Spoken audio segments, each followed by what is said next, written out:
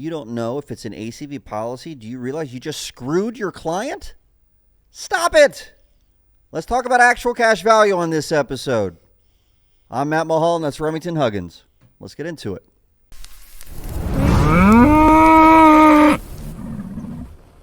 What do you think about actual cash value? I think it's a very important thing. Yeah. So actual cash value, that's ACV as opposed to replacement cost value, RCV.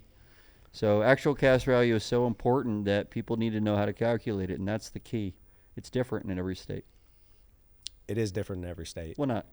Well, There's laws, different ways to calculate it. There Some you go. states have it differently. I would agree. So you got your replacement cost value minus depreciation, which is age and condition. So it starts with replacement cost value. That's the majority of states. Then you have the broad evidence rule, which means you can just bring in whatever evidence you want to say that it is. And then you have fair market value. Fair market value makes sense for people that are selling houses. This is how much the fair market value of that house is in its current state, right? So actual cash value is how much that house is worth in its current state just before the loss, or how much if it's roof damage, how much the roof was worth in its current state just before the loss. Replacement cost value minus depreciation might be how much it costs to replace that roof with brand new materials, and then you depreciate age and condition, which are subjective as fuck. So age and condition is a very subjective thing. Fair market value might not be as subjective because you can actually get appraisal for that kind of a thing going. And then there's a broad evidence rule, which is just any kind of evidence you want. So most states are RCV minus depreciation, right? Yeah. Minus deductible. And Minus then you get, deductible. And then you get your ACV. But Sure. yes, absolutely. Sure. It's even so subjective that it's in the states I practice, there's case law where you can go to a jury to decide what the ACV of value is. Because it's, Really? Yeah. Because How it's does the jury determine it? I mean, I would think love about to watch a the jury layman sitting in there. that's not in the insurance industry. Could you imagine Try what that room would be like if they took a little break and all the jurors in there? What the hell? How do we do this? I think they'd be like, how do we get tell them we're good. We got a verdict. We're ready to get out of here. You would just have experts up there talking about how old the roofs are and the percentage of the depreciation per year on these roofs, the life expectancy, all of this stuff. It'd be like a dang physics class sitting there in a jury. But, I mean, before we really get into what it would look like to actually depreciate a property to figure out actual cash value, why is it important? What part of... Should we be calculating should a contractor be worried about actual cash value? Yeah, absolutely. I mean, look, if you're a contractor, you and your client need to be on the same page about what coverages, what can possibly be paid, and what the homeowner could possibly be liable for if it's an ACV policy. Like the contractor and the homeowner need to have that conversation. And I know people out there, you know, they like to say and scream to the top of their lungs that a contractor, you know, shouldn't even glance at a policy.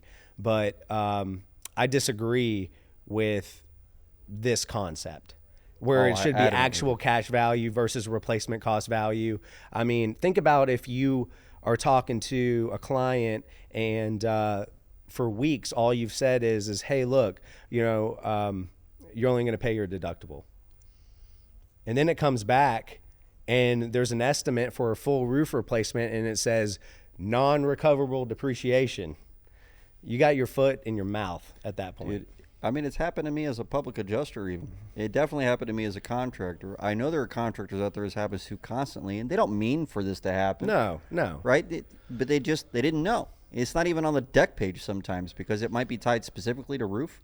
Yeah. So it might be an endorsement that if your roof is more than 15 years old, then you're an actual cash value for the roof. Right. And that might be something that happens to you. And if you have told someone that they're only going to have to pay their deductible and then you're wrong, or one thing, you've probably crossed the line into UPPA, unlicensed practice of public adjusting, or unlicensed practice of law, depending on what state you're in. because you have advised a client on what a contract actually pays, even though you don't have the authority to say so. So you might have done that. But also, you could be held liable if you're a public adjuster that gets it wrong because of the fiduciary responsibility you have to the policyholder. You should know better, and you just screwed them, and they could go after liability or E&O insurance, your errors and omissions, because you made an error. Yep. If you're an attorney that got that wrong, then God help you, I guess. I don't know. But this is an issue, and a lot of times it's because it's not written on the deck page, because they're changing the benefits for specific portions of the claim to ACV instead of the whole policy. It used to be it was an RCV policy or it was an ACV policy. Right. And now we have RCV policies that have portions of it that are ACV. Or the roof payment schedule, which is a version of an ACV type thing where they scheduled out how much depreciation they're going to give it. Right. Which we'll talk about in a second. But if it's still an RCV policy, it might not be on the deck page. No, it might not. Or I've seen it where, on the deck page, it lists the endorsements, and the endorsement is not clear. Oh, of course it is. Right? It's like, just roof schedule or some type of endorsement where it's not saying actual cash value endorsement. I mean, there's some policies where the endorsements aren't even labeled; they're just numbers.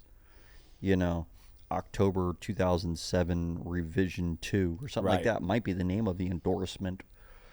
67 UUP. Yep. You don't know what that is until you actually start reading the language on it. Now, if you got the whole policy with a PDF, what you could do to identify if there is a difference, if it shifts to an ACV of some kind or an RPS schedule, is to search for the word roof. If it's roof related, you'll find everything that's tied to roofs. You'll also find everything tied to the word proof, because that'll pop up too. But you'll find all the roof related stuff, and you can see if anything changes. But a lot of times it's tied to the age of the roof. So if it's 12 years old, 15 years old, it might change to an ACV. So you might need to know exactly when it was installed and be able to prove when it was installed if it's younger than what it is that they say. But this is something you need to be aware of, because you don't want to accidentally screw somebody. What if you put them in that position?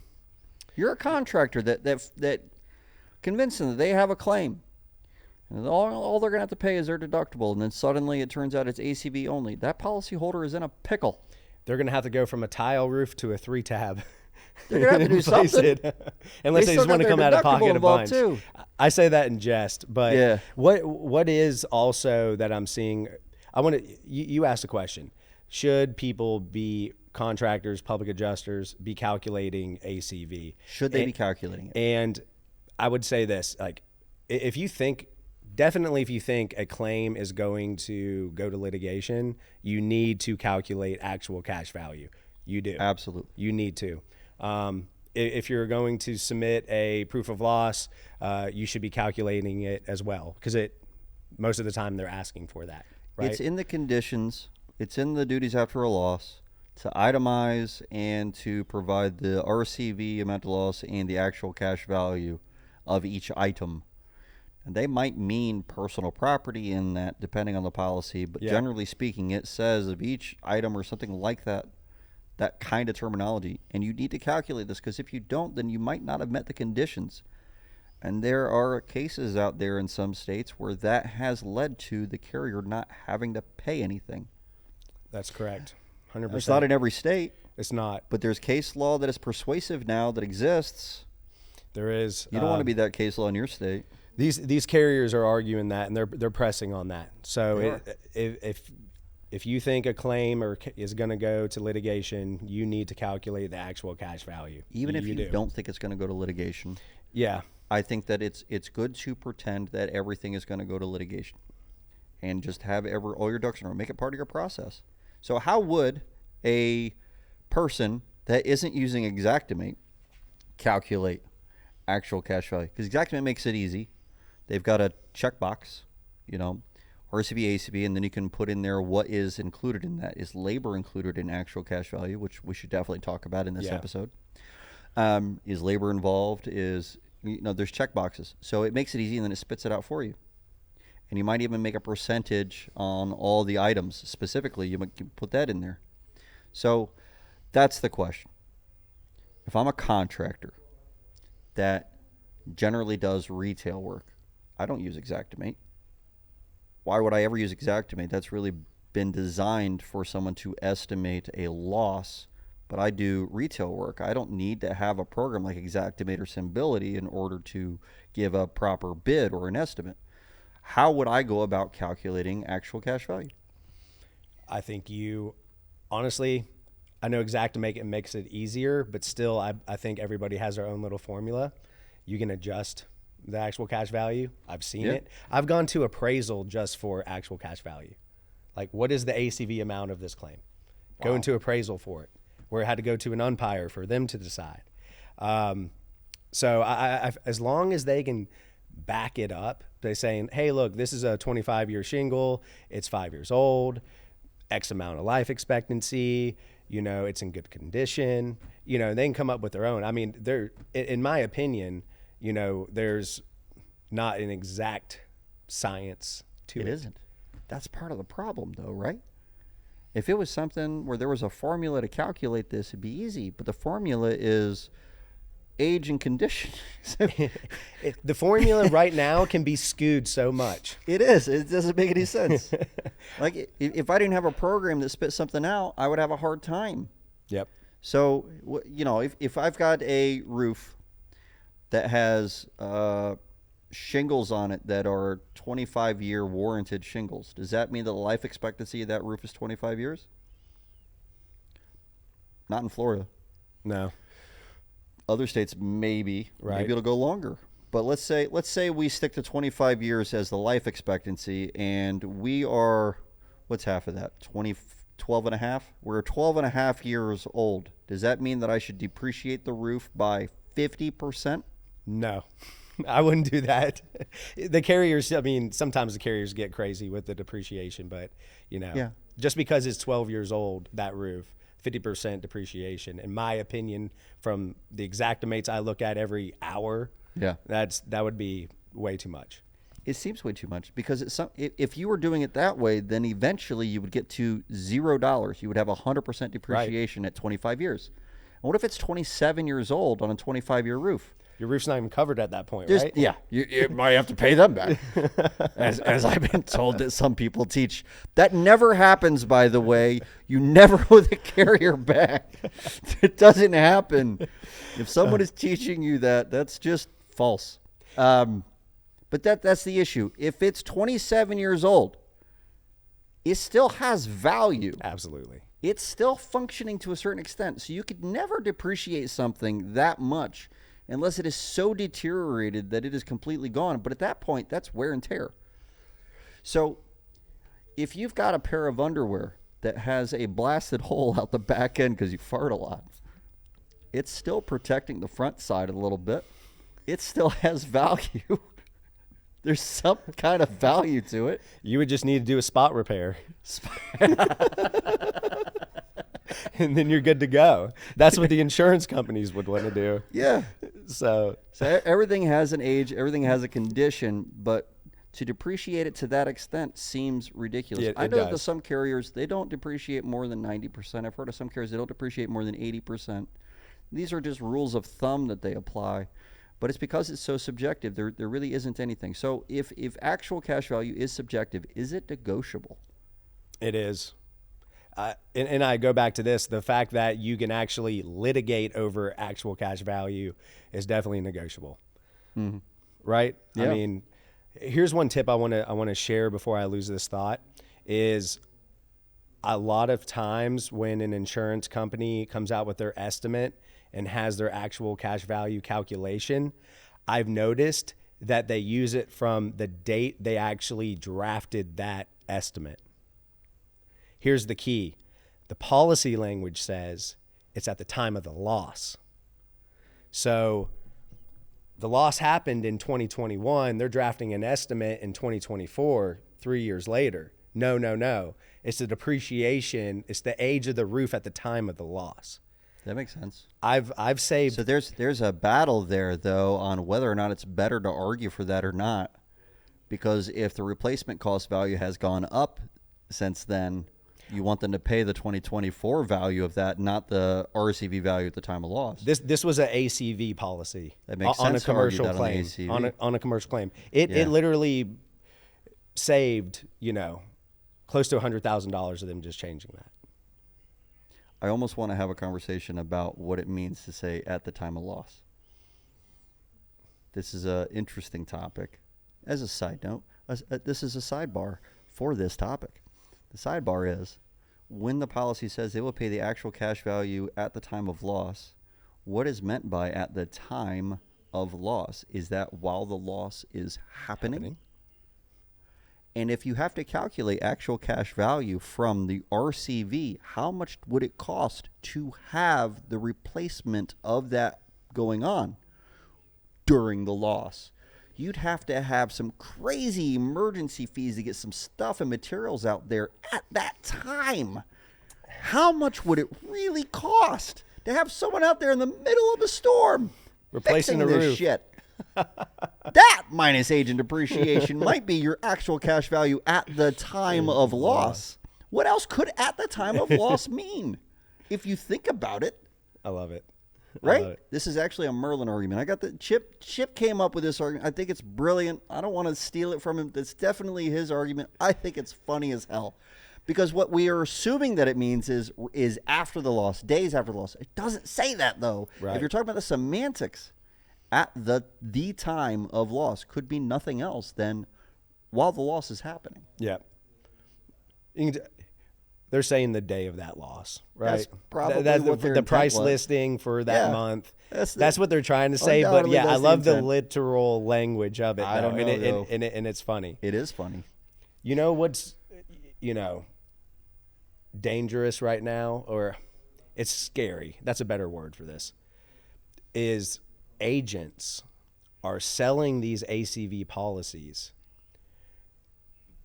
Their clients don't know they're buying ACV policies. No idea. I'm telling you, it happens so much, and it happens so much on condo associations a lot now, especially in Florida.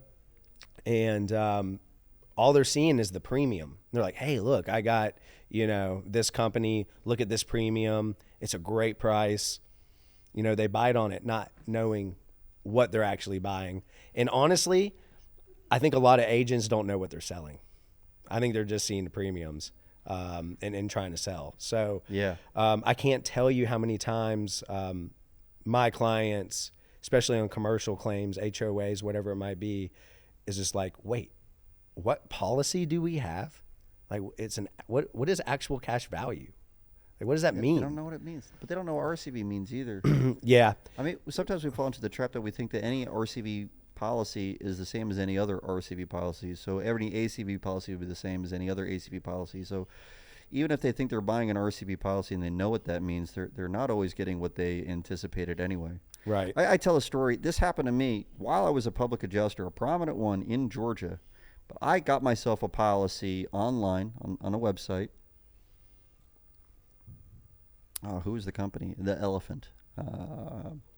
Universal. Universal. I got myself a universal policy on their website, and I filled it all out. And I clicked on all the additional coverages that I knew that I wanted. I wanted ordinance and law. I didn't care about other structures because I had no other structures, and driveway didn't count as another structure. So I zeroed that out to the extent that I could, and I put in personal property to the right amount because I needed to add more because I had higher end equipment and stuff.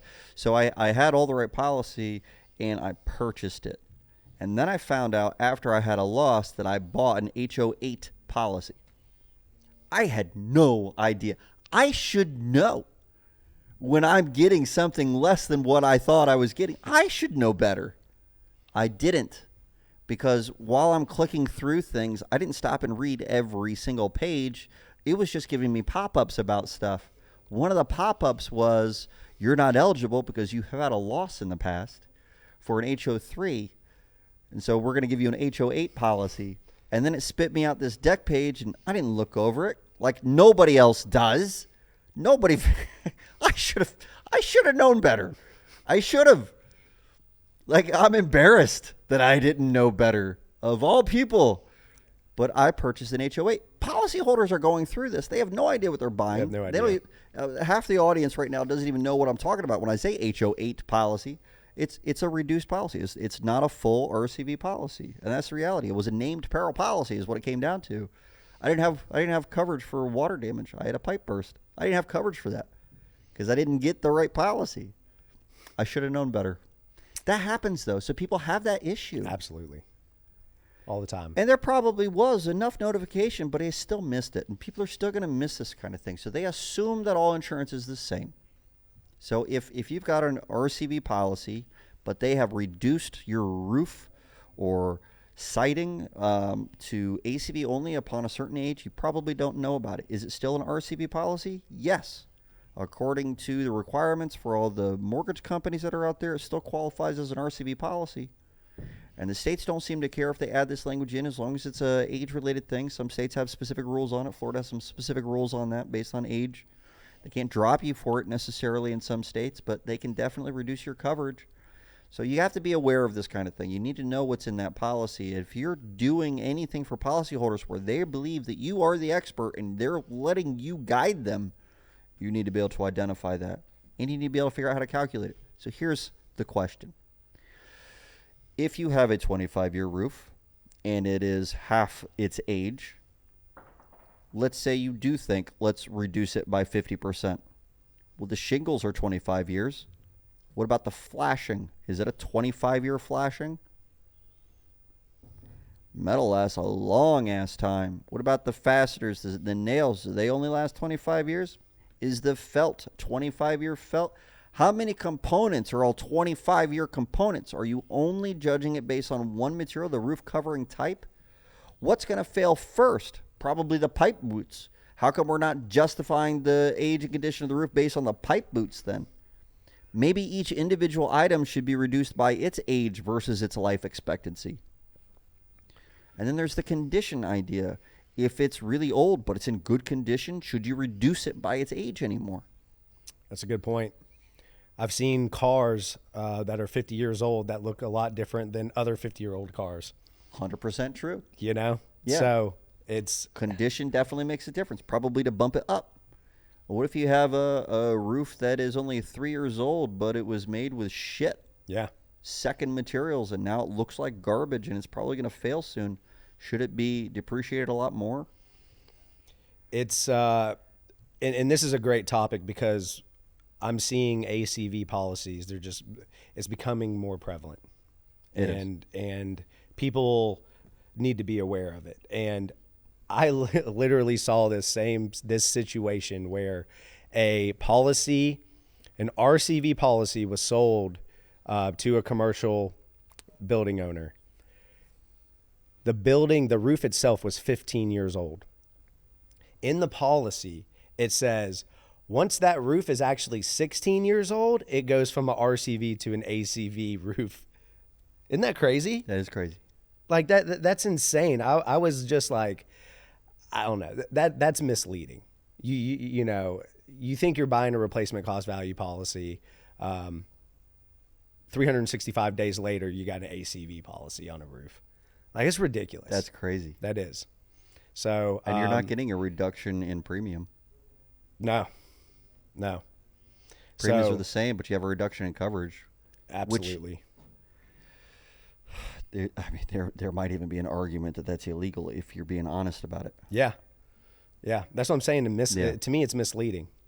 Highly. So here's an interesting question I just thought of as you were saying that. But if you have a roof that was installed on April 15th, 15 years ago, and the policy says that at 15 years it becomes ACV, and the hailstorm occurs on that day, is it ACV or RCV? To me, that's your birthday, right? So to me, you turn 15 years old. Last nail went in at midnight. That's when you look for a different hail date. Man, that would be crazy to have to argue that. That would be nuts. That would be nuts. And also, you know, I mean, we can get in the weeds on this, but it's like, okay, the permits were pulled on April the 15th, but when was it actually installed? When was it finished? Yeah. When is the actual birthday of that roof? But and the reason why I'm even talking with you about that is because it seriously was an issue that we had to somewhat fight, trying to say that it was RCV and not ACV, because the permits were pulled on this commercial building, but it wasn't finished until almost 12 months later. you know? Yeah. So it was actually kind of a fun argument, but I can't believe the policy had that language. That's crazy. It is. Let's go a little bit higher level on this for the Okay. guys that have been doing this for a while. If some states haven't had any kind of case law or anything that says how actual cash value is calculated in that state, and if there isn't case law in that state or in that jurisdiction that says how actual cash value is calculated, and the policy doesn't specify it, then technically you could calculate it one of those three methods, whichever method benefits the policyholder the most. And in many cases, the fair market value method is the method that benefits the policyholder the most. So keep in mind, if you're in a state that doesn't have case law on this, and the policy doesn't specify, many policies do very clearly break down how they do it, and they'll start with RCV minus age and depreciation. And they'll say that, but if they don't specify it and there is no case law, then you've got three methods to play with. Choose the method that benefits the policyholder most in that claim. That's what your job is, to benefit the policyholder the most. So keep that in mind for you high-level guys. You have some options. You got some options. You know? Like, for instance, and I'm not obviously, I've never even dealt in an auto claim before, but the actual cash value is the price of that, you know, vehicle before the crash, and then after, what is the actual value of that loss? Right. You know, and in a lot of states, that's how they calculate it. Are you talking about diminution in value? No, that would be like the stigma behind it being wrecked. Yeah. Yeah. Okay. You know. Okay. So how much value it lost from because it was in a actual wreck? value lost from the wreck. Like, right. So I've seen that. Yeah. Let me ask you this: Uh-huh. Should labor be depreciated? According to some states, no. According to some states, yes. I don't think it should be. It's not a material that ages. So, I mean, how can labor depreciate? The labor is the installation. If we're going to depreciate materials, now obviously I'm biased. I'm on the policyholder side. I'm going to say that labor shouldn't be depreciated. It doesn't make sense to me that labor should be depreciated because labor doesn't age. It happened. It was an occurrence that happened. They installed it. That was the labor. It happened. How can it get older? The materials are going to get older that are there, and you have to replace the materials and as they age, but there's still going to be the same cost to replace it as there would have been before, I suppose, other than inflation. I don't think that it could be depreciated. It definitely is illegal to depreciate labor in some states. Case law would drive a lot of that. What do you think? Do you like the idea of depreciating labor? So on some arguments that policyholders, advocates, and insurance carrier advocates, some arguments I can understand where the carrier is coming from.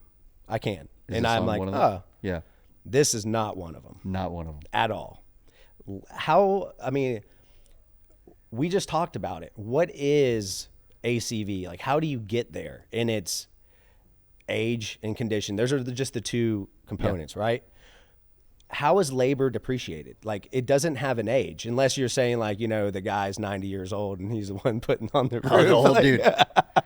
He has a life expectancy of 82 in the United States. He's 75 now, but he was 37 when he installed it.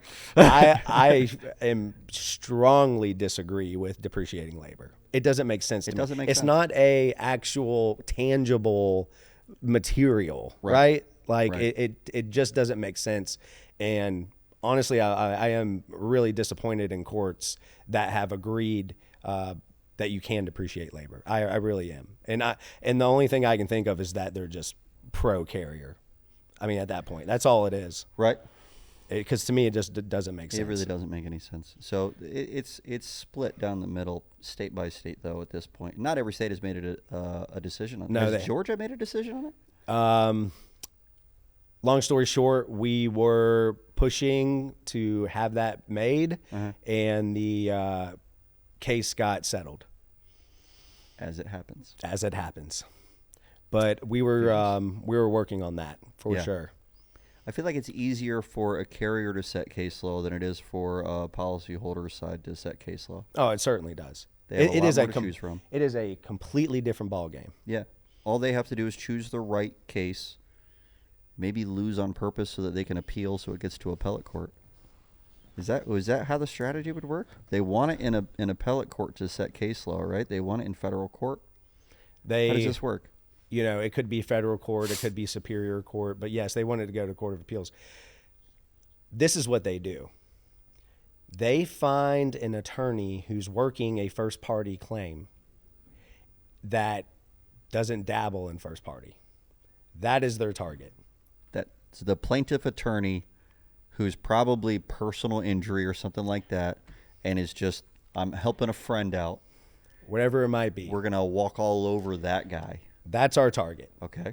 And when defense counsel tells the carrier, this law firm does not work on property insurance claims, and there's an issue involved in this claim that is debatable, and we would like to make case law off of that, the insurance company is just going to invest.